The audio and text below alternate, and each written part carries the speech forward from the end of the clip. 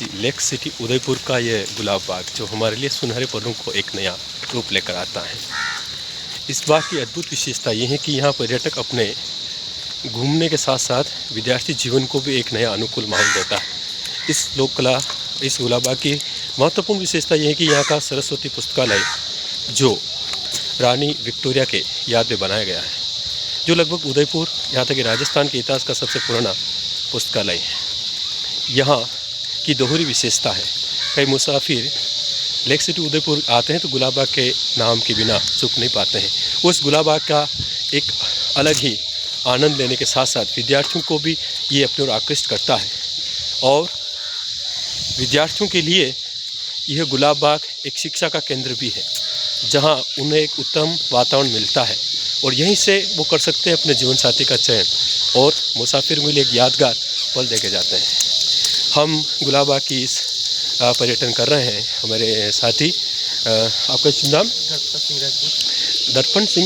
गणपत सिंह राजपूत, जो ये मूलतः हल्दी घाटी का इतिहास के बारे में यदि बात करें तो वहाँ हल्दी रंगे महिलाओं ने अपना सेक्रीफाइस किया था। और दूसरा कि ऐतिहासिक विश्व का प्रसिद्ध युद्ध महाराणा प्रताप का 18 जून 1576 और कहीं इतिहासकारों ने इसको 21 जून 1576 में अंकित किया हो। ये आन बान शान और स्वाभिमान के साथ जीने वाला मेवाड़ का यह संदर्भ और ये मिट्टी जो हमें अपने स्वाभिमान की याद दिलाती है। और लेक सिटी के इस संदर्भ में जब भी आप उदयपुर आते हैं तो उदयपुर एक ऐतिहासिक एवं पर्यटन नगरी होने के साथ साथ यह एक कला एवं संस्कृति का विशेष महत्व रखती है।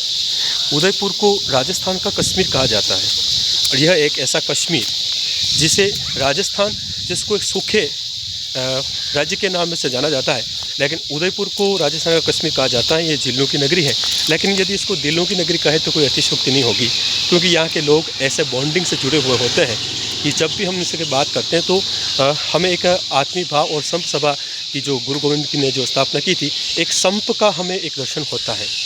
इसके साथ साथ नवला का महल, जहाँ पर महर्षि दयानंद सरस्वती ने सत्यार्थ प्रकाश नामक ग्रंथ की रचना की थी और यह एक ऐसा ग्रंथ जिसको पढ़ने से आप विज्ञान की ओर जाएंगे, आध्यात्मिकता से जुड़ेंगे और पाखंड और अंधविश्वासों से दूर होते हुए एक नए विचारधारा के साथ उठेंगे और एक चरित्र का निर्माण भी होगा। पाखंडों और अंधविश्वासों से ऊपर उठने के साथ साथ यदि हम आज की आधुनिक विज्ञान के साथ साथ इन ग्रंथों का अगर सच्चाई निष्कर्ष तक पहुँचें तो उसके लिए आपको सत्यार्थ प्रकाश नामक ग्रंथ की रचना पढ़नी चाहिए। इसी के साथ उदयपुर के इतिहास को तो कई इतिहासकारों ने अपने अपने स्तर पर लिखा, लेकिन कवियों ने भी अपनी कविताओं में, शायरों ने अपने शायरों में भी नए अंदाज में लिखा है। और हल्दी घाटी का ऐतिहासिक युद्ध जो हम सभी को इस बात की याद दिलाता है। तो भाई साहब, आपका बहुत बहुत शुक्रिया कि आपसे हमारा मिलन हुआ। गणपत सिंह जी जो वर्तमान समय CET की तैयारी कर रहे हैं और इसी तरह ये मुसाफिर मिलते रहेंगे, अपने फीडबैक देते रहते हैं। आप उदयपुर में कितने सालों से? 10 साल से अनुभव है। ग्रेजुएशन और 12th यहीं से हुई है? हाँ बिल्कुल। कौन से स्कूल से? KP कंवर प्रताप से 12th हुई और टाउन हॉल से हमारे है ना सरबजीत से कॉलेज हो रही है। अच्छा, सेकेंड ईयर चल रही है। ठीक है, चलो best of luck for your future. बिल्कुल। और आप कहाँ से? उदयपुर से। राजसमंद की, क्या बात है।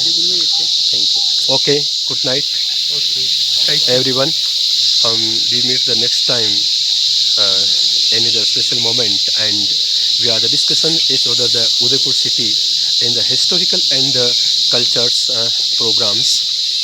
I am the Om Bhakta Mohan and Kanpat Singh and Jitendra Singh. Thank you very nice everyone. Thank you. Good. धन्यवाद।